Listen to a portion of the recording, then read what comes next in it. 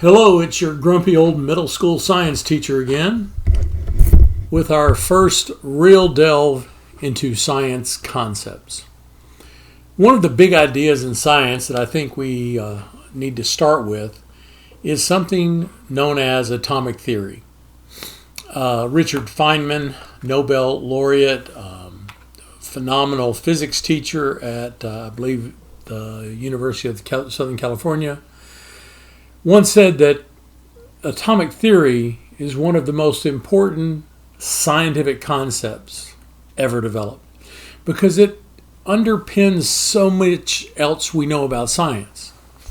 So we're going to start simple. I'm going to have a couple of videos where we're going to talk about atomic theory and how that relates to the periodic table and how that relates to chemistry and how that relates to everything we run into in our daily lives. Now, as a sixth grade science teacher, I used to have on my wall, everything is made up of atoms. Now, I know that technically that's not true. In fact, there's a lot of matter in our universe that does not exist in the form of atoms because it is in a particularly high energy state in which atoms come apart, or it's in the form of plasma, or it is simply electrons, or any number of other massive particles that exist in our universe. But for the average person, the only matter you ever interact with is in the form of atoms. So we're going to kind of simplify it and just start off with the idea that everything is made up of atoms. There's an old joke. It says, why should you never trust an atom? It's because they make everything up. So what is an atom? Over 2,000 years ago, Greek philosophers and Hindu philosophers separately came up with an idea of a particle that is a fundamental thing of nature. And their reasoning was simple. The reasoning went like this. If I take, say, a rock and I break it in half, I have two pieces of a rock. And if I break each of those pieces in half, I now have four pieces of a rock, each of which is smaller than the original rock. If I take one of those four pieces and I break it in half, I now have two smaller pieces. And if I keep breaking one piece in half, I will get a smaller and smaller and smaller and smaller and rock. And they theorized that there has to be some point after breaking that rock apart. There's got to be some point where I can't break it anymore. It's as small as it's ever going to get. This is their fundamental particle. The word atom, roughly in Greek, means unbreakable or indivisible. And so the Greeks used that term. The Hindus used a different term. But for a couple of thousand years, that concept was out there in philosophy. There was no science behind it. There was no evidence. There were no experiments. There were no details. But starting about 300 years ago, as science began to have its birth, different scientists began to think about what are the smallest things that matter can be broken into. And they noticed some peculiar things. One of the things they noticed is that certain compounds, certain things, could be broken down into two different materials that had very different characteristics than the first. Good example that is fairly common is water. It was discovered early on that you could take water and you could run an electrical current through it from batteries, and at each electrode in the water, gas would bubble up. And this gas reacted differently. And no matter how many times you did that, they noticed that you always got twice as much of one gas as the other. Didn't matter how long you ran it. Didn't matter what you started with, where you got the water from, as long as it was clean water. You ended up with this 2-to-1 ratio. They began to ask themselves, how could this be? How could every time I run electric current through water, I get twice as much of one gas, half as much of another? And they began to postulate or theorize, hypothesize that maybe, just maybe, the substance of water was a combination of particles in a ratio of 2 to 1. And that by running electricity through it, we broke the water down into these two substances. They also noticed that they could take those two substances, mix them together, light them, they would burn, and they would make water. So it was a reversible process, but always 2 to 1.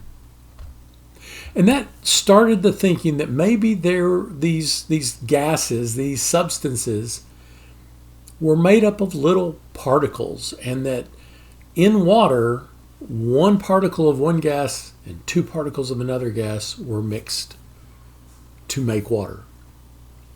Characteristics of water is very different than the gas, but it got scientists thinking. And I'm not going to go into the long history of atomic theory. I may do a side quest, a deep dive video on that. But over the next 200 to 300 years, starting in about the 1790s, 1770s, all the way up to about 1923, scientists began to conduct experiments and find more and more data and more evidence to develop a atomic theory, a explanation, a model of what things are like on the very, very small scale.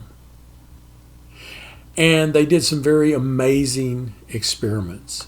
They took gases, they put electric charges on them, and they noticed that when they did that, there seemed to be some invisible particle that would travel in one direction, and it would light up the end of the glass tube that the electrodes were in. And they did some other experiments and came up with an idea that maybe there were different kinds of things in atoms, positive parts and negative parts. And at one point they thought it was like a pudding with raisins in it, and the raisins were the positive parts and the pudding was the negative parts kind of floating around. And then they shot some particles, some hydrogen.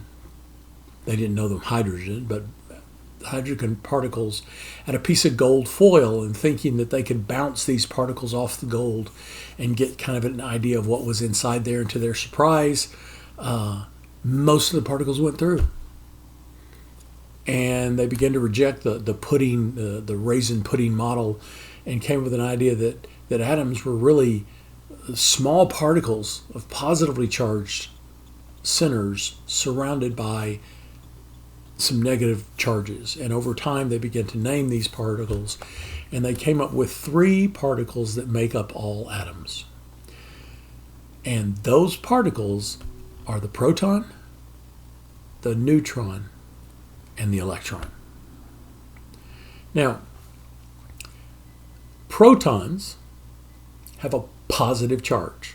That's easy to remember. Proton, positive. Electrons have a negative charge. Now, what makes the proton positive? What makes the electron negative? It's because somebody decided to call them that. That's all it is to it. They could have, historically, back then, they could have said, we're going to call this charge negative and that one positive, and it would all be opposite. But historically, the charge of a proton is referred to as a positive charge. The charge of an electron is referred to as a negative charge. Okay? They are electrical charges. Positives and negatives attract each other. We know now that the protons exist in what we call the nucleus of the atom, the inside of the atom, and the electrons are on the outside of the atom. One of the last things that was discovered and became part of atomic theory is that in that nucleus of all of the atoms except for one, there is another particle that doesn't have any electrical charge in it. It's called a neutron. So you have protons and neutrons in the nucleus. You have electrons outside the nucleus. Now, when atomic theory was being developed, the scientists involved tried to relate it to other things they knew about, and they were familiar with the solar system at that time. And they realized that the solar system has a lot of mass in the center of it, and it has very little mass outside of it, and it's mostly empty space. And they're like, the atom from all of our tests seems to be kind of the same thing. And they thought that maybe in the atom, the electrons were going around the nucleus. And just like gravity holds planets in orbits around the sun, they thought that maybe the electrical and the negative and positive charges would be holding the electron in a circle around the nucleus. And so they talked about electrons existing in orbitals. Not orbits, but orbitals. Well, we eventually learned that that's not the case. A charged moving particle in an electrical field, unlike a planet in a gravitational field going around the sun, it gives up a lot of energy and the orbit wouldn't be stable. So if the electrons were really going in circles around the nucleus, their orbits would decay. And they began to realize that these electrons were not moving in circles. They were existing outside of the nucleus. And the development of atomic theory went hand in hand with quantum mechanics. And we talk about electrons existing in quantum states. The electron is a particle, but it acts sometimes like a wave and sometimes like a particle, and it exists somewhere outside the nucleus in what's called the electron cloud. And the real crazy thing about it is it literally can be anywhere at any time until you look for it. And when you try to find out where the electron is, it'll go to a certain spot. I know that sounds crazy, but one of the fundamental premises of quantum mechanics is that you cannot know both the speed or velocity and the position of an object, because anything you do to measure its position is going to change its velocity. Anything you use to measure its velocity is going to change its position. Therefore, you cannot know both of them. So the very act of looking for an electron causes it to take on a certain position, and it's no longer has velocity. If you're not looking at it, you can't tell where it's at. It's somewhere in this electron cloud. When we get to the periodic table, I will talk a little bit about the electron cloud and what the orbitals, we still use that term orbital, even though it's not a circle, what those orbitals look like. They have specific shapes. They have a number of different shapes. The simplest atom is the hydrogen atom. It is the lightest element. It has one proton. It has one electron. One of the rules about atoms is that for every proton, you will have an electron. If you've got 5 protons, you're going to have 5 electrons. If you've got 3 protons, you're going to have 3 electrons. Part of that is kind of a game we play. If an atom is missing or has an extra electron, it's no longer considered an atom, it's called an ion. Because now that atom has an electrical charge, so it is no longer a neutral atom, it's an ion. There are lots of electrons all around the place. You experience this in the wintertime. You walk across carpet, you go to touch a switch, or you touch the faucet, or you touch somebody else, and there's a shock. Well, that shock is because that there are a bunch of electrons around that your body picked up, and because you're in the wintertime and you're in heated air and the relative humidity is low, the electrons can't get off your body. They collect on your body until you get someplace where they can go and they jump off. So there are electrons just moving around all the time. And so there is a tendency that if an atom gets an extra electron or it loses an electron, they'll go get another one just out of the air, out of anything around them, or they will give up an electron to anything around them. So atoms, rule of thumb is number of electrons equals the number of protons. The number of protons determine what atom we're talking about. Now, a group of identical atoms, when I say identical, I mean a group of atoms that have the same number of protons, we call an element. So I talked about hydrogen. It is the smallest, the simplest of all the elements. It has one proton. It has one electron. So whenever you find an atom that just has one proton, it's hydrogen. Most hydrogens don't have a neutron. They're one of the few elements that exist without a neutron. When I said most, I do mean most, because there are a few hydrogen atoms in the universe that have one proton. There are even fewer atoms in the universe that have, did I say proton? I meant neutron. There are even fewer atoms in the universe that have two neutrons. And so 99% of all hydrogen atoms have one proton, one electron. But a very small percent have one proton, one neutron, and one electron. And an even smaller percentage have one proton, two neutrons, and one electron. We call the one neutron version deuterium, and the two neutron version is tritium. Okay? They're very rare. Deuterium and tritium are very rare. Tritium is more rare than deuterium.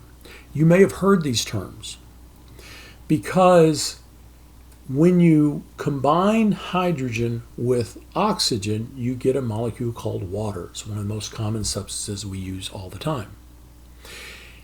If you make water out of hydrogens with an extra neutron, it's called heavy water. If you make water with hydrogens that have two extra neutrons, it's definitely heavy water. And this was needed, and it was used in the development of nuclear power and the atomic bomb. So if you read history, there was a lot of intrigue and a lot of fascinating stories about how the Axis powers and the Allied powers did a lot of behind-the-scenes spy kind of stuff to control the access to tritium and deuterium of the other side to keep the other side from being successful in developing nuclear power. It's fascinating stories behind that. All of the other elements have a set number of protons. Like, the number of protons is what element is. So hydrogen's one proton, helium is two protons. Helium also has neutrons. Now, just like hydrogen, most helium has a certain number of neutrons. It has two. But occasionally you can find a helium that has three. So every element has a specific number of protons, but not a specific number of neutrons. And when we do our video on the periodic table, we will look at how we can tell the most common number of neutrons in any particular atom. So, the rules of atoms. The number of protons determines what element it is. The number of protons will determine the number of electrons in the atom. Because if it's missing one or got an extra one, it becomes a charged particle, and we call those ions. The number of neutrons for any given element is fairly constant. Most of the atoms of that element will have a certain number of neutrons, but you will find a certain percentage of atoms of that element that have a few extra or a few less neutrons. And we have a special term for those. We'll talk more about it later. They're called isotopes. So, why is atomic theory important? Atomic theory is important because it helps us explain how atoms join together to make all of the substances around you. Sometimes I think chemists are the most unsung heroes in the modern world. We hear about big physics developments, new battery technology, new motor technology, new wind turbine technology. All of that is applied physics. Applied chemistry is the new coating on your cell phone screen, the non-stick surface of your cookware, the new cleaning product that just came out, the new perfume, the new kind of nail polish. All of that comes out of chemistry, and chemistry is studying how atoms join together to make new things. And that's one of the, to me, fascinating things about chemistry, is that you can take two elements that have very specific characteristics. You combine them into a new, what's called compound, and we'll talk more about that, and you get something with a totally different set of characteristics. For example, sodium is a very soft, highly reactive metal. We store sodium under oil because if it comes in contact with water, sodium generates tons of hydrogen. It breaks the water apart, and it generates hydrogen so fast it releases a tremendous amount of energy and actually can cause an explosion. If you get it on your skin, it will begin to burn by contacting the water in your skin and separating the water from the hydrogen and creating this heat. Chlorine is a pale yellowish gas that when it comes in contact with water, it creates hydrochloric acid. So if you were to breathe in chlorine, pure chlorine, it would take all of the moisture in your nostrils and your throat and your lungs and turn it from water into hydrochloric acid and burn your lungs from the inside out. This is the mustard gas. Not exactly, but chlorine gas was one of the gases used in World War I. They would bring tanks of it, they would release these tanks, and the gas would roll across the battlefield, and any person who breathed it basically is the same as just pouring hydrochloric acid down their lungs. Both of those things are dangerous elements. It is hard to get your hands on pure sodium unless you have a legitimate documented reason. It's very hard to get your hands on pure chlorine unless you're in the pool industry or in water purification. They use a lot of it there, and so they can get tanks of chlorine gas, but it's very regulated because it is very, very dangerous. But if I were to take sodium and chlorine and react them chemically so that the sodium and chlorine atoms were mixed in a certain ratio, which they will, it's 1:1, they create something called table salt. Table salt is what you put on your food. It's what makes food taste special. And without it, your blood chemistry gets all messed up. When people talk about getting your electrolytes, one of the electrolytes they're talking about getting is sodium chloride, table salt. So don't let people frighten you by saying, oh, this has chemicals in it. Well, table salt's chemical. Everything you eat is a chemical. Everything you wear is a chemical. Everything you touch is a chemical. And some of them have scary names. Some of them have been around long enough that they have common names. So water is a common name for a chemical that goes by a scientific name of dihydrogen monoxide. Dihydrogen monoxide sounds a little bit scary. It is scary. People die from it every year. But you can't live without it. It's all in how you phrase it. So, the next video, I'm going to pull up a periodic table, and we're going to look at how the elements are arranged on the periodic table to give us insight into the structure of each of the different kinds of atoms. Now, quick review. An atom has protons and or neutrons in the nucleus. There's only one that doesn't have a neutron, and that's hydrogen. But the rest of the atoms have protons and neutrons in the nucleus. They have electrons in a cloud around the nucleus, and the number of electrons always matches the number of protons. Okay? And that is the basic of atomic theory. I will tell you, I am an old man, not as old as some. I'm 66 years old right now. And when I was in high school and when I was in college and actually was studying chemistry as my degree, we did not have an image of an atom.